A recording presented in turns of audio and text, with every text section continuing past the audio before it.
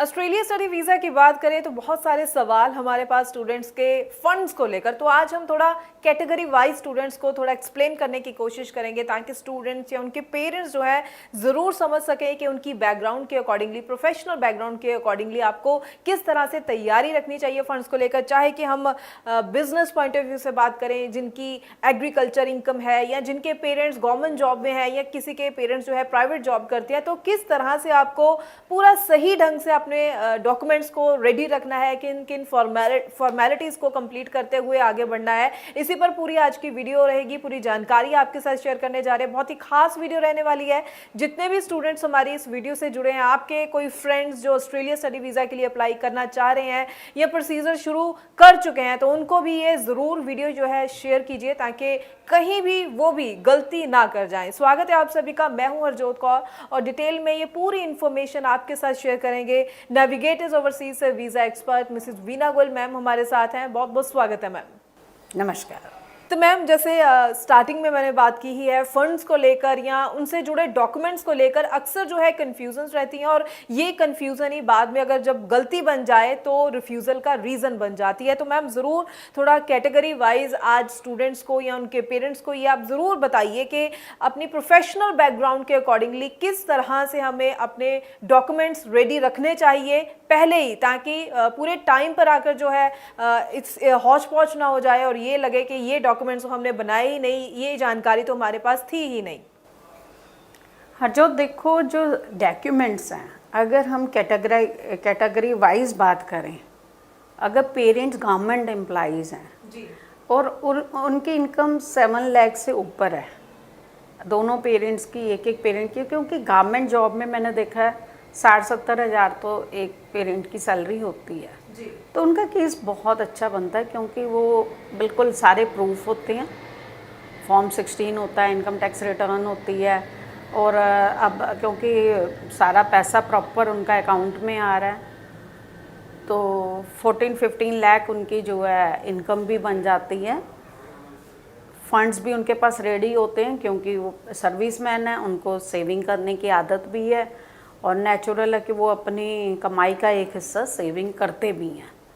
तो वो बड़ा क्लियर केस होता है। अब उसके साथ बच्चे का जो एकेडमिक बैकग्राउंड है वो अच्छा होना चाहिए।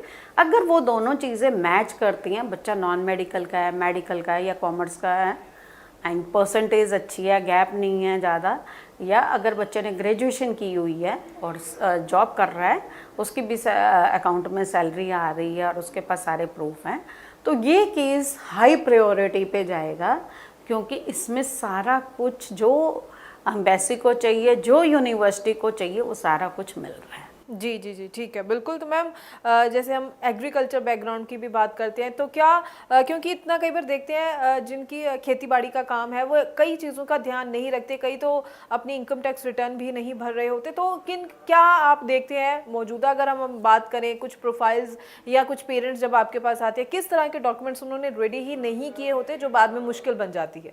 अच्छा, देखो, जो अगर सिटी में रह रहे हैं पेरेंट्स तो मस्ट भी उनके पास इतनी एग्रीकल्चर लैंड वाला चक्कर नहीं होता क्योंकि वो जॉब वाले हैं, या तो प्राइवेट जॉब कर रहे हैं या गवर्नमेंट जॉब कर रहे हैं। गवर्नमेंट जॉब का मैंने बता ही दिया, ऐसे ही सेम प्राइवेट जॉब का है तो उनका भी कोई ज़्यादा फ़र्क नहीं पड़ता है। लेकिन अगर पेरेंट्स रूरल बैकग्राउंड के हैं और बच्चा रूरल बैकग्राउंड से बिलोंग करता है तो उनके पास जो है वो एग्रीकल्चर लैंड के थ्रू ही पैसा आ रहा है, इनकम आ रही है।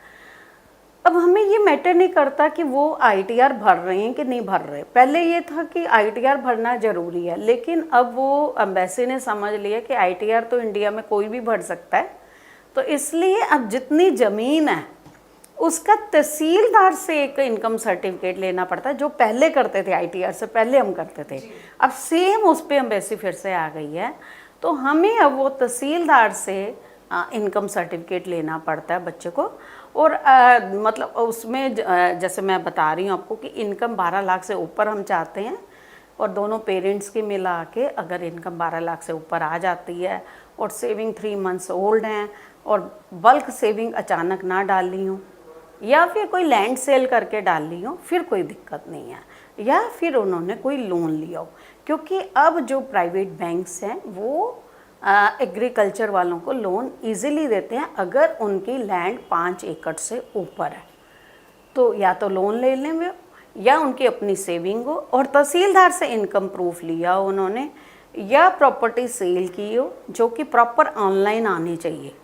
तो अगर ये सारी चीज़ें मैच करती हैं फिर वो बच्चा जो है एलिजिबल है। लेकिन एग्रीकल्चर इनकम वाले स्टूडेंट्स को बहुत सारी यूनिवर्सिटियाँ नहीं लेती हैं। तो वो लिमिटेड यूनिवर्सिटियाँ, मान लीजिए 40 यूनिवर्सिटियाँ, 40 यूनिवर्सिटीज़ हैं हमारे पास ऑस्ट्रेलिया में, तो 40 में हो सकता है कि 10 या 15 यूनिवर्सिटी एक्सेप्ट करेंगे। तो यहाँ बच्चे की चॉइस नहीं चलेगी। वैसे भी आज के दिन ऑस्ट्रेलिया में स्टूडेंट की चॉइस नहीं चलती है।